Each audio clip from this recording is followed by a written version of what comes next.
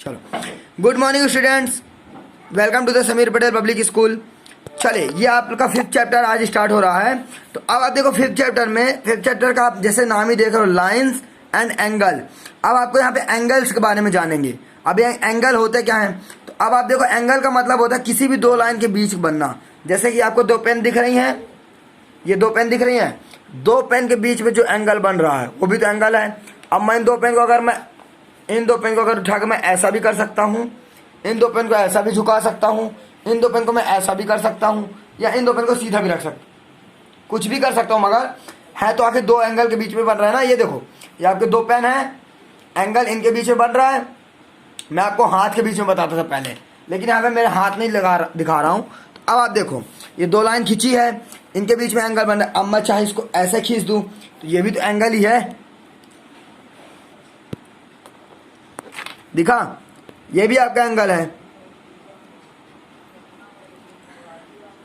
ठीक, अब चलिए, अब हम बताते हैं यहाँ पे दो चीजें जान लो आप। कॉम्प्लीमेंट एंगल क्या होता है, सप्लीमेंट एंगल क्या होता है।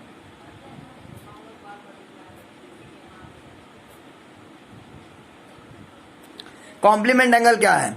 कॉम्प्लीमेंट एंगल वो होता है जिन दो एंगल्स का सम 90 डिग्री होता है। The sum of two angle is 90। Sum of two angle is 90। बहुत इंपॉर्टेंट है ये। Sum of two angle is 90 is called complement angle. ठीक, अब बात करते सप्लीमेंट। जैसे कि मैं बोलूं 33 प्लस 40, ठीक है, 57, इसके सम कितना होगा? 90 होगा। मैं लिखूं 20 प्लस 70, इसका सम भी 90 होगा। ये सब कॉम्प्लीमेंट एंगल है। किन्हीं भी दो एंगल्स का सम अगर 90 आ रहा है तो कॉम्प्लीमेंट है। ठीक, अब मैं बात करता हूं सप्लीमेंट की।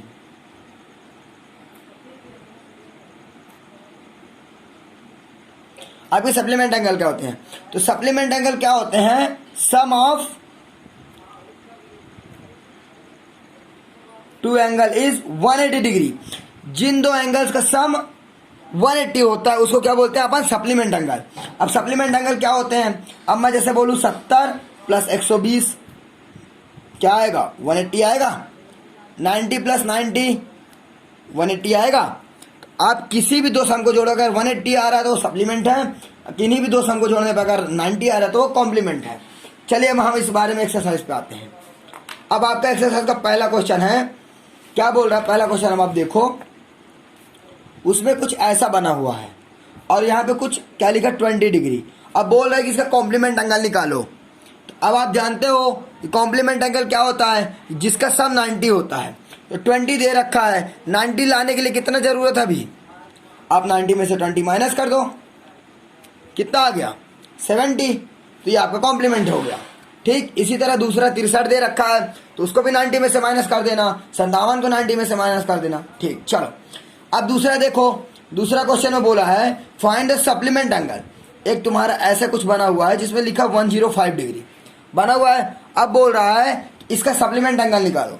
तो सप्लीमेंट एंगल क्या होता है? आप जानते हो सप्लीमेंट एंगल में दो एंगल का सम 180 होता है। तो 180 होता है तो 180 में से 105 माइनस कर दो। माइनस कर दो तो कितना आएगा? 85 आएगा, नहीं सॉरी 75 आएगा। तो ये तुम्हारा कॉम्प्लीमेंट हो गया। अब यहाँ पे सिर्फ दूसरा 87 दिया है, तो 87 को किससे माइनस करोगे? उसको भी 180 से माइनस कर दो। तो माइनस कर दोगे तो कितना आएगा? 3, और ये 17 बचा। 10 17 में 8 गए 9,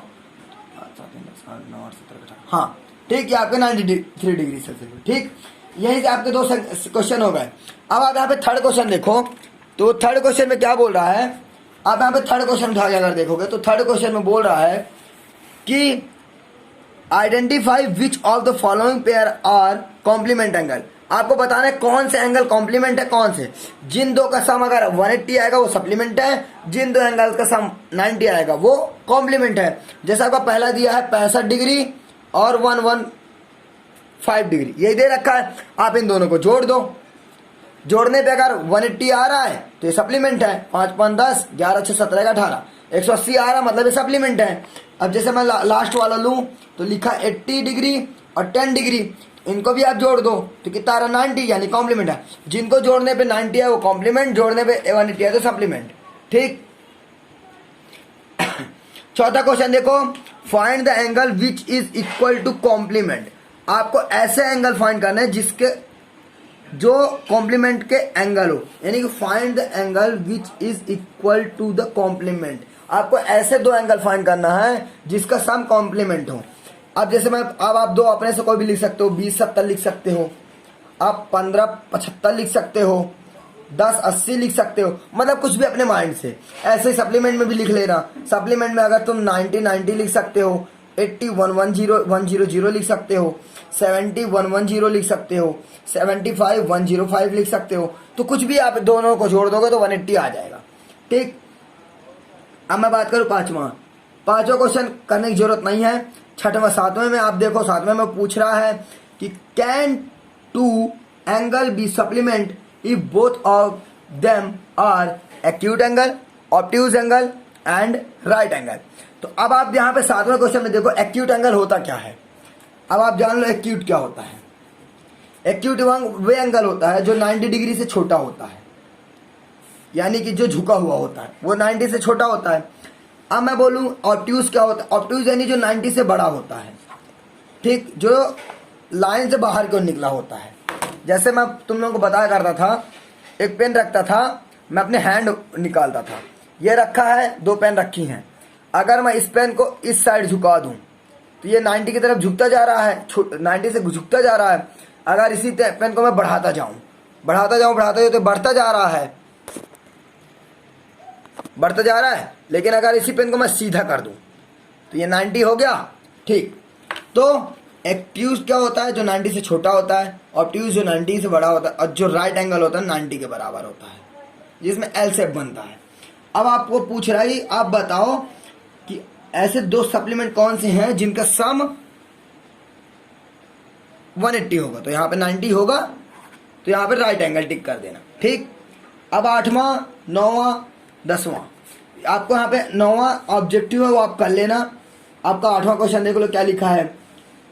N angle is greater than 45 degree is its complement angle greater than 45 और इक्वल टू 45 और लेस देन 45। ये करने की जरूरत नहीं है आपको। ठीक। यहाँ से आपको 8वां, 9वां, 10वां करना हो तो करना, वरना एग्जाम में नहीं आते। मैंने मेन चीज आपको बता दी है, एक्यूट क्या होता है, ऑब्ट्यूज क्या होता है, सॉल्व कैसे करते हैं। ठीक। चलो, कॉम्प्लीमेंट क्या होता है, सप्लीमेंट क्या होता है, ये इंपॉर्टेंट है। ठीक। चलो मिलते हैं नेक्स्ट वीडियो में।